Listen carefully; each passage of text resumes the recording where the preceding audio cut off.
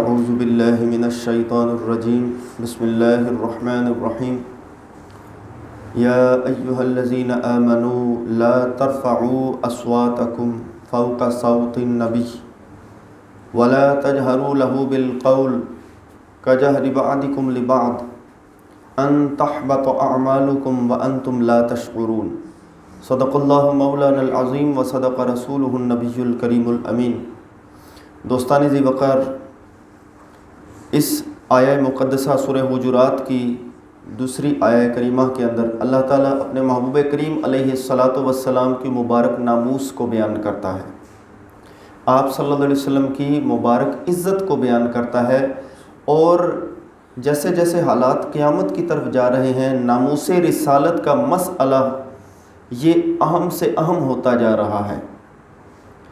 ہمیں چیلنجز انڈور بھی درپیش ہیں، اندرونی طور پر بھی، اور آؤٹ ڈور بھی درپیش ہیں، کہ جو اسلام کے اوپر خارجی حملے ہیں وہ بھی ہیں، اور جو داخلی حملے ہیں وہ بھی کیے جا رہے ہیں، اور زد جو ہے یہ اللہ کے نبی علیہ السلام کی ذات پر جو ہے وہ نشانہ بنایا جا رہا ہے، آپ صلی اللہ علیہ وسلم کو، قرآن کریم کو نشانہ بنایا جا رہا ہے، کبھی قرآن کریم کو جلایا جاتا ہے، اس کی توہین کی جاتی ہے، کبھی اللہ کے نبی علیہ السلام کی توہین کی جاتی ہے، اور یہ ایک ہسٹری ہے۔ ایسے لوگوں پر انویسٹمنٹ کی جاتی ہے جو نبی پاک صلی اللہ علیہ وسلم کی توہین کرتے ہیں، چاہے کوئی علم غیب شریف کی توہین کرے کہ جی ایسا علم غیب تو جو ہے وہ ایسا علم تو جو ہے وہ سبھی مجنون اور جمی بہائم و حیوانات کو بھی حاصل ہے، استغفر اللہ، حفظ الایمان کے اندر، چاہے کوئی نبی پاک صلی اللہ علیہ وسلم کے حوالے سے وہ اس طرح کی توہین کرے کہ آپ صلی اللہ علیہ وسلم کے صحابہ کرام کو نعوذ باللہ غلط قرار دے کے آپ صلی اللہ علیہ وسلم کی دعوت نبوت کو کمزور قرار دے، کہ گویا کہ آپ کی دعوت نبوت میں دم خم ہی نہیں تھا کہ صحابہ کرام تک وہ اثر جو ہے وہ ایسا پہنچتا کہ وہ پکے سچے مسلمان ہوتے۔ یعنی مختلف انداز سے اللہ کے نبی علیہ السلام کو کرٹیسائز کیا گیا۔ اب موجودہ دور کے اندر یہ 2-3 دن کے اندر کچھ ایسے واقعات ہوئے ہیں، جیسا کہ فیصل آباد کے اندر ایک واقعہ ہوا ہے، حنا انجم نام کی ایک بدبخت عورت نے نبی ہونے کا دعویٰ کیا ہے۔ اس ظالم بدبخت کو یہی سمجھ میں ابھی تک نہیں آ سکی کہ بھئی ساری انبیاء علیہ السلام کی ہسٹری پڑھ کے دیکھ لیتی، بدبخت کوئی نبی بھی جو ہے نا غیر مذکر نہیں ہوا، عورت نہیں ہوا، کوئی نبی بھی عورت نہیں ہوا، ہر نبی مرد ہوا ہے، اور مرد تو مرد ہے نا۔ اللہ تعالیٰ نے نبی نہ تو قوم جنات میں سے کوئی نازل فرمائے، مبعوث فرمائے، اور نہ ہی فرشتوں میں سے مبعوث فرمائے، انسانوں میں سے مبعوث فرمائے، اور انسانوں میں بھی مردوں کو چنا، اور مردوں کے بارے میں اللہ نے فرمایا الرجال قوامون علی النساء، کہ مردوں کا مقام عورتوں کے اوپر بلند ہے۔ تو جس کا مقام بلند ہے اللہ نے اسی کو نبوت کے لیے چنا، لیکن یہ بدبخت کہتی ہے کہ نبی پاک صلی اللہ علیہ وسلم کو اپنے بھائی کہہ رہی ہے۔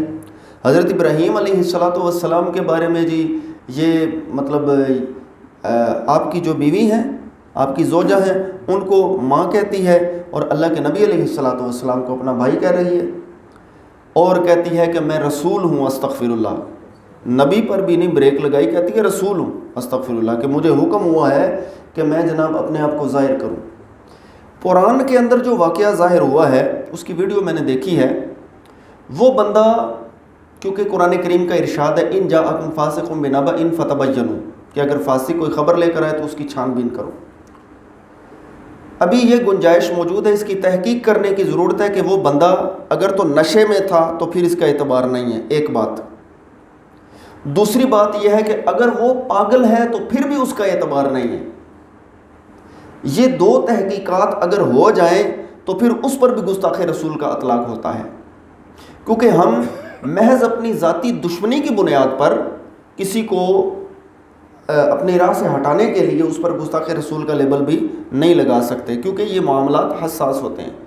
لیکن وہ معاملہ جو فیصل آباد کا ہے، اللہ پاک اس سی پی او کیا نام ہے ان کا جو ہے ناصر علی رضوی صاحب جنہوں نے اس کے لیے سٹینڈ لیا ہے، انہوں نے جو مطلب یقین دہانی کرائی ہے کہ جناب ہم پورے قانونی تقاضے جو ہے اس کے بارے میں پورے کریں گے، اور جس طرح سے مسلمانوں نے قانون کے اوپر اور میرے اوپر اعتماد کیا ہے تو میں انشاءاللہ العظیم اس کو جو ہے وہ کیفر کردار تک پہنچاؤں گا۔ اللہ تعالیٰ اس بندے کی بھی مدد کرے جس نے مسلمانوں کو یقین دہانی دلائی ہے، کیونکہ ایسے لوگوں کو بعض اوقات ہٹا دیا جاتا ہے راستے سے، وہ تم بہت عاشق رسول ہو نا، چلو جاؤ، یہ کام بھی کر دیا جاتا ہے۔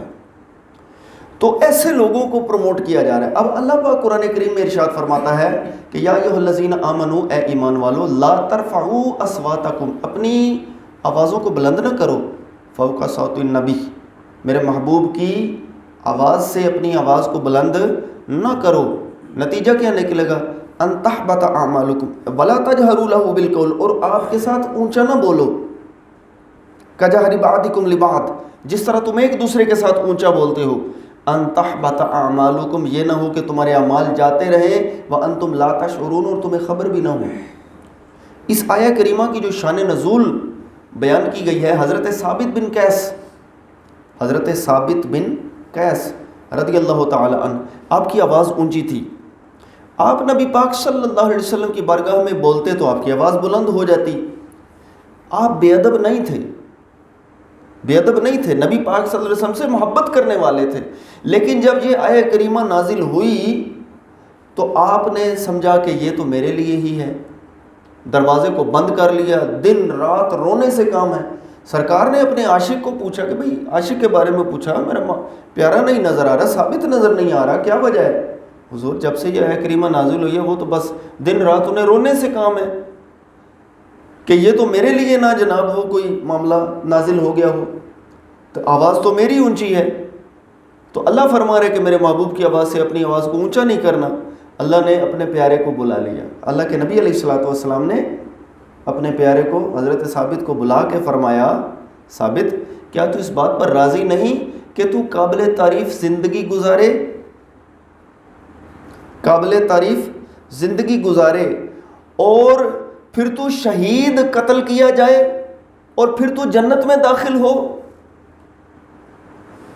یعنی اب دیکھیے کہ اللہ کے نبی علیہ السلام نے 3 غیب کی خبریں اس میں ارشاد فرمائی۔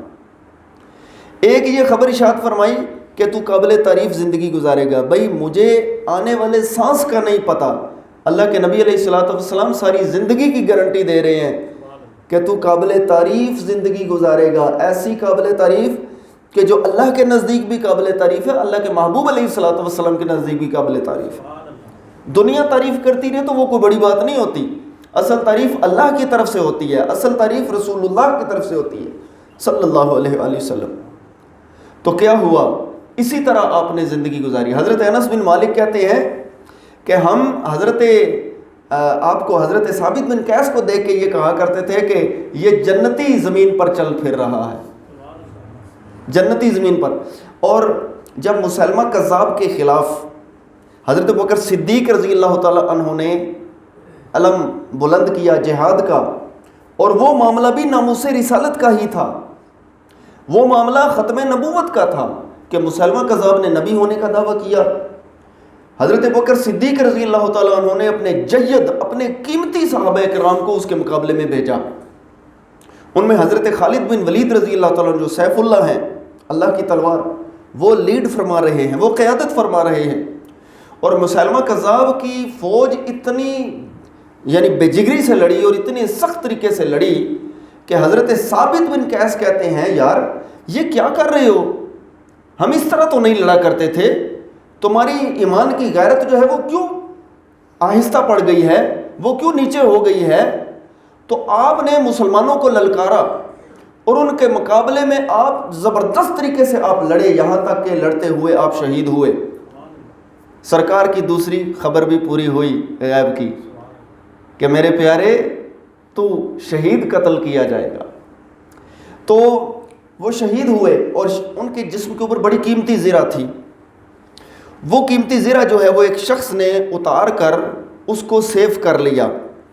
حضرت ثابت بن قیس ایک صحابی رسول صلی اللہ علیہ وسلم کو خواب میں ملے اور فرمایا خبردار اس کو یہ نہ سمجھنا کہ یہ خواب ہے، میں جب شہید کیا گیا ہوں نا تو میرے جسم کے اوپر ایک بڑی قیمتی زرہ تھی جو کہ فلاں شخص نے اتار کر رکھ لی ہے، اس کے اوپر اس نے ایک دیگچہ عمدہ کیا ہے، تو یہ جو ہے نا یہ اس طرح کرنا، اس کی نشانی یہ ہے کہ جدھر خیمے لگے ہوئے ہیں نا، یعنی لشکر کا جو پڑاؤ ہے، سب سے آخر میں وہ بندہ ہے اور اس کا گھوڑا جو ہے وہ باہر چل رہا ہے اور اس کی لمبی سی رسی ہے گھوڑے کی اور اس کے چل رہا ہے، وہ ساری نشانیاں اس نے بتا دی۔ وہ صحابی رسول گئے اور ساتھ انہوں نے یہ بھی بیان کیا کہ اب اس طرح کرنا، یہ چیز جو ہے نا یہ حضرت خالد بن ولید کو دینا کہ یہ مسلمان اپنے قبضے میں لے لے، اور حضرت ابوبکر صدیق رضی اللہ تعالیٰ عنہ کو پیغام دینا کہ میرا کچھ قرض ہے وہ ادا کر دینا اور میرے فلاں غلام کو آزاد کر دینا۔ اب دیکھیے یہ بھی بات حضرت انس بن مالک بیان کرتے ہیں کہ یہ واحد ایسے انسان تھے کہ جن کی وصیت پر عمل ان کے اس دنیا سے جانے کے بعد کیا ہے، جو انہوں نے وصیت کی اور پھر اللہ پاک نے بھی فرمایا ہے نا کہ جو اللہ کی راہ میں مارے جائیں انہیں مردہ نہ کہو بلکہ وہ زندہ ہیں۔ تو آپ کی زندگی کا یہ پہلو کتنا خوبصورت طریقے سے ظاہر ہوا۔ اب بات کیا تھی؟ حضرت ثابت نے یہ عہد کر لیا، حضور آج کے بعد میں آپ کے حضور اپنی آواز کو اونچا نہیں کروں گا۔ تو اللہ تعالیٰ نے فرمایا کہ ان الذین یغضون اصواتهم عند رسول اللہ اولئک الذین امتحن اللہ قلوبهم للتقوی، کہ یہ جو لوگ جنہوں نے نبی پاک صلی اللہ علیہ وسلم کے حضور اپنی آوازوں کو پست کرنے کا طریقہ اختیار کر لیا ہے، اللہ فرماتا ہے کہ اللہ نے ان کے دلوں کو تقوی کے لیے منتخب کر لیا ہے، تقوی کے لیے چن لیا ہے۔ وہ مولانا عبدالستار نیازی صاحب ہے نا، پردہ فرما گئے ہیں، اللہ ان کے درجات بلند کرے، وہ فرماتے ہیں کہ اللہ نے فرمایا ہو ضائع ملجاسن، کوئی اچا نہ دم مارے میرے یار دے بوہے تے، کوئی اچا نہ دم مارے میرے یار دے بوہے تے۔ تو آپ نے یہ طریقہ اختیار کیا، تو اس کے بارے میں بھی پھر قرآن کریم نازل، انعام کے طور پر، آپ کے انعام کے طور پر قرآن کریم نازل ہوا۔ اور دیکھیے اللہ کے نبی علیہ السلام کی ناموس کا مسئلہ اتنا اہم ہے، سورہ حجرات میں بھی یہی بات بیان کی جا رہی ہے کہ میرے محبوب کی آواز سے اپنی آواز کو اونچا نہیں کرنا۔ تو کیا برابر کرنے کی اجازت ہے؟ بھئی برابر کرنے کی بھی اجازت نہیں ہے۔ صحابہ کرام انہوں نے اتنی آوازیں پست کر لی کہ سرکار کو پوچھنا پڑتا کہ بھئی آپ کیا کہہ رہے ہیں، اس قدر آوازیں انہوں نے پست کر لی۔ اور باقاعدہ کچھ صحابہ کرام ڈیٹیل ہو گئے، آنے والوں کی تربیت کرتے کہ تم نے نبی پاک صلی اللہ علیہ وسلم کے حضور جب جانا ہے، پیش ہونا ہے تو کس طرح سے بولنا ہے، کس طرح سے پیش ہونا ہے۔ یہ معاملہ ناموس کا تھا کہ برابری کی بھی اجازت نہیں دی جا رہی، اور حضرت علی رضی اللہ تعالیٰ عنہ سرکار کی بارگاہ میں بیٹھتے ہیں تو بولتے ہی نہیں، سرے سے بولتے ہی نہیں۔ میرے محبوب آواز پیدا فرمائیں گے، کچھ بولیں گے، مجھے پتہ چلے گا کہ آپ کے بولنے کا انداز کیا ہے، تو میں اپنی آواز کو پھر اس سے بھی پست رکھوں۔ اس طرح سے انہوں نے اس چیز کا خیال رکھا۔ اور دیکھیے اللہ کے نبی علیہ السلام کی عزت اور ناموس کا کس طرح سے خیال رکھا گیا۔ مشہور واقعہ ہے، ایک منافق تھا جو پڑھتا تو کلمہ تھا، لیکن اس کا یہودی کے ساتھ تنازع ہوا اور وہ مسئلہ لے کر آئے نبی پاک صلی اللہ علیہ وسلم کے پاس۔ تو نبی پاک صلی اللہ علیہ وسلم نے یہودی کے حق میں فیصلہ فرمایا، کیونکہ اس معاملے میں یہودی حق پر تھا، تو یہودی کے حق میں آپ نے فیصلہ فرما دیا۔ اس کی تسلی نہ ہوئی، کیونکہ دل کے اندر روگ جو تھا منافقت کا، وہ آخر جو ہے نا حضرت عمر فاروق رضی اللہ تعالیٰ عنہ کے پاس آ گیا۔ اب سچے کو کس بات کا ڈر؟ وہ جب حضرت عمر فاروق رضی اللہ تعالیٰ عنہ کے پاس آیا تو اس جو یہودی تھا نا، اس نے کہا ویسے پہلے ہم نبی پاک صلی اللہ علیہ وسلم کی بارگاہ سے ہو کر آئے ہیں، آپ نے میرے حق میں فیصلہ دے دیا ہے۔ حضرت عمر فاروق رضی اللہ تعالیٰ نے فرمایا تم ادھر ہی ٹھہرو، میں فیصلہ کرتا ہوں۔ آپ گھر تشریف لے گئے اور وہاں سے تلوار لے آئے اور اس گستاخ منافق کو واصل جہنم کر دیا۔ کبھی جس کو اللہ کے نبی علیہ الصلوۃ والسلام کا فیصلہ منظور نہ ہو پھر اس کا فیصلہ تو عمر ایسے کرتا ہے. اب شور پیدا ہو گیا, عمر نے ایک مسلمان کو قتل کر دیا. یہ بات جب اللہ کے نبی علیہ الصلوۃ والسلام تک پہنچی تو اللہ کے نبی علیہ الصلوۃ والسلام فرماتے ہیں مجھے عمر سے ایسی امید تو نہیں کہ وہ کسی مومن کو قتل کرے. دیکھیے یہ بھی علم غیب شریف کی دلیل ہے کہ عمر سے مجھے یہ امید نہیں کہ وہ کسی مومن کو قتل کرے. تو قرآن کریم نازل ہوا فلا وربک لا یؤمنون حتی یحکموک فیما شجر بینہم. میرے محبوب مجھے تیرے رب ہونے کی قسم, تیرا رب ہونے کی قسم, یہ ایمان والے تو ہو ہی نہیں سکتے جبکہ آپس میں پیدا ہونے والے جھگڑوں میں آپ کا فیصلہ قبول نہ کر لے. نعرہ تکبیر, اللہ اکبر, نعرہ رسالت, یا رسول اللہ, نعرہ حیدری. تو حضرت عمر فاروق رضی اللہ تعالیٰ عنہ کی تلوار یہ فیصلہ کر. دیکھیے ایک شخص آپ کو خبر ملی کہ وہ عبس و تولا بڑی کثرت سے پڑھتا ہے. حضرت عمر فاروق رضی اللہ تعالیٰ عنہ کو یہ خبر ملی کہ جی کثرت سے عبس و تولا پڑھتا ہے. تو لوگوں نے پوچھا کہ بھئی کیا بات ہے, کیوں تو اتنی کثرت سے کیوں عبس؟ کہتا ہے جی مجھے مزہ آتا ہے. اچھا جی یہ معاملہ, وہ لوگ اب محبت والے تھے نا, صحابہ کرام تھے, تو وہ مسئلہ لے کر آگے حضرت عمر فاروق رضی اللہ تعالیٰ عنہ کے پاس کہ دیکھیں یہ صرف یہی صورت پڑھتا ہے عبس و تولا. تو آپ نے پوچھا بھی کیا وجہ ہے, تو عبس و تولا والی صورت کیوں پڑھتا ہے؟ کہتا ہے جی مجھے مزہ آتا ہے. بھئی تمہیں کیوں مزہ آتا ہے؟ بھی اس میں اللہ تعالیٰ نے اپنے محبوب کو ڈانٹا ہے, استغفر اللہ, تو مجھے اس لیے یہ پڑھتے ہوئے مزہ آتا ہے. حضرت عمر فاروق رضی اللہ تعالیٰ عنہ نے اس کا بھی صفایا کر دیا. بھئی بدبخت, تجھے والضحیٰ واللیل اذا سجا پڑھ کے ورفعنا لک ذکرک پڑھ کے مزہ نہیں آتا؟ تجھے وما ارسلناک الا رحمۃ للعالمین پڑھ کے مزہ نہیں آتا؟ تجھے ولسوف یعطیک ربک فترضی پڑھ کے مزہ نہیں آتا؟ تجھے قرآن کریم میں جہاں جہاں اللہ کے محبوب علیہ الصلوۃ والسلام کی کھلی نعت ہے وہ پڑھ کے تجھے مزہ نہیں آتا بدبخت؟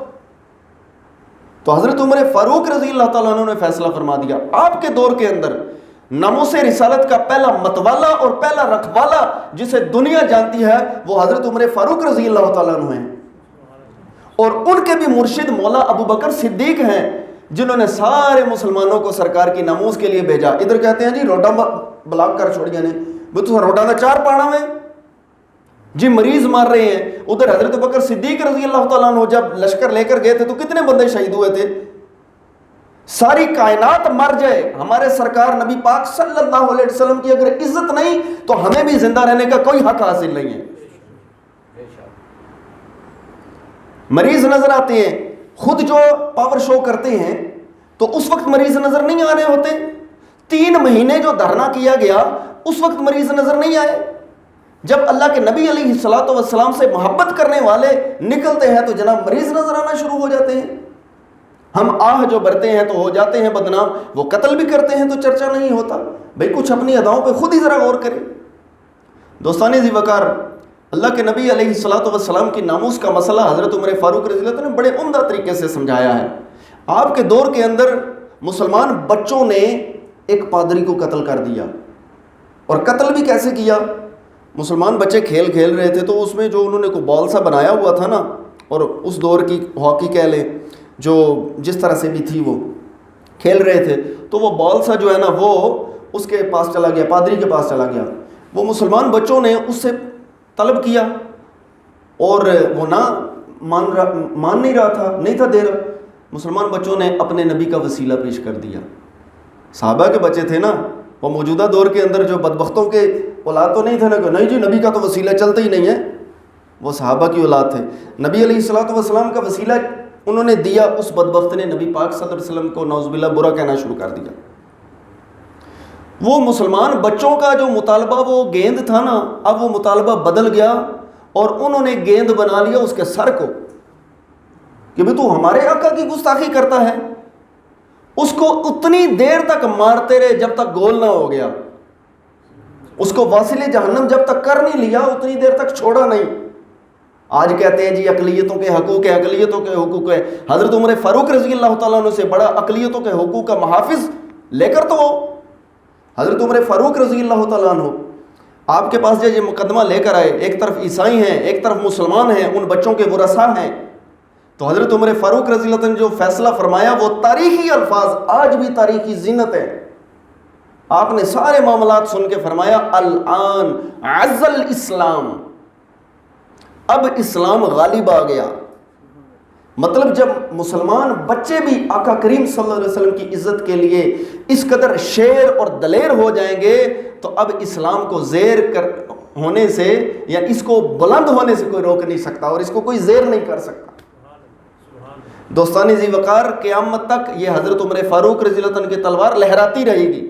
یہ غازی ملت اسلامیہ غازی ممتاز حسین قادری یہ کس کی تلوار لہرائی تھی؟ حضرت عمر فاروق رضی اللہ عنہ کی تلوار لہرائی تھی. سلطان صلاح الدین ایوبی نے جو واصل جہنم کیا تھا گستاخ رسول کو، وہ بھی حضرت عمر فاروق رضی اللہ عنہ کی تلوار لہرائی تھی، اور قیامت تک یہ فیض چلتا رہے گا. اب یہ جو جھوٹے مدعیان نبوت ہے، اصل میں پرابلم ہمارے اندر بھی انہوں نے پیدا کی ہوئی ہے.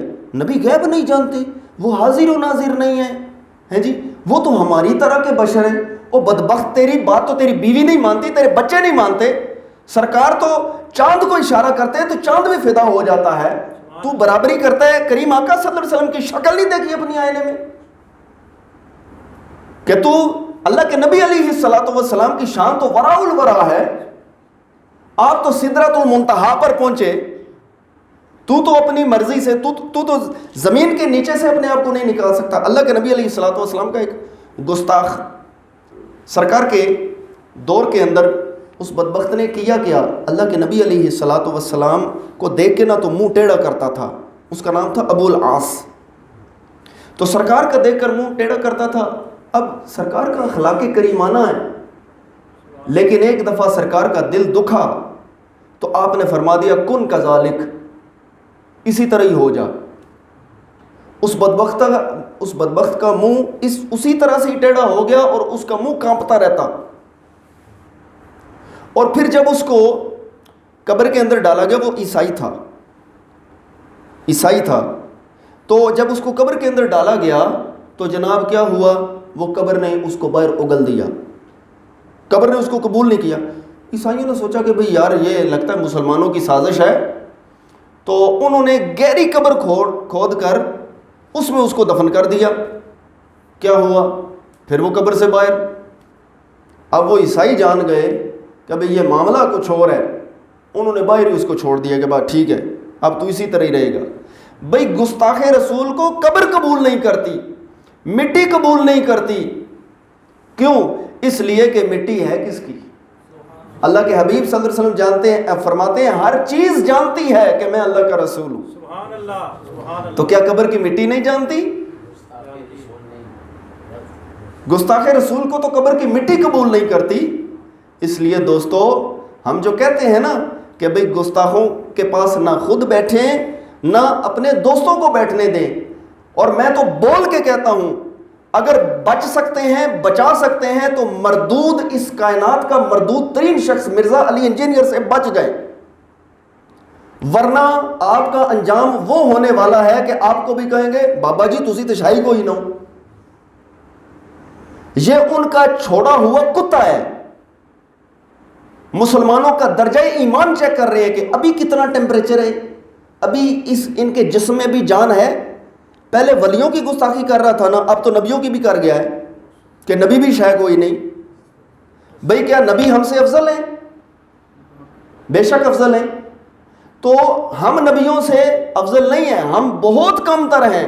جو نبیوں پر نہیں چوک رہا تو دوستو پھر اگر نبیوں کی عزت نہیں نا اس کے نزدیک تو ہم تو شاید کوئی نہیں ہیں. تو اس لیے ایسے لوگوں سے بچنے کی ضرورت ہے. یہ ان لوگوں کے، اور انویسٹمنٹ دیکھیے پھر کہاں تک ہو رہی ہے. اولیاء مقبول جان نے بھی اس کے حق میں بیان دیا ہے جب اس پر وہ مقدمہ لگایا گیا نا، اولیاء مقبول جی جب یہی کام ہر ایک کو جناب گستاخ رسول قرار دینا شروع کر دیں گے تو یہ تو پھر کوئی بھی اس کی ذات سے نہیں بچے گا. بھئی آپ کو بہت زیادہ فکر ہے انہی کے ساتھ ہو جائے. اور عمران ریاض نے بھی اسی طرح کا بیان دیا ہے. دوستان ذی وقار باتیں آج میں نے تھوڑی کھلی کر دی ہیں، لیکن بات یہ ہے کہ جو رات قبر کے اندر ہے نا وہ دنیا میں نہیں ہے. اللہ تعالیٰ سے یہ دعا کرنی چاہیے، اے اللہ ہم جئیں تو ایمان کے ساتھ، تیرے محبوب علیہ الصلوۃ والسلام سے محبت کرتے ہوئے، اور جب اس دنیا سے جائیں تو تیرے محبوب علیہ الصلوۃ والسلام کے محبوب بن چکے ہوں۔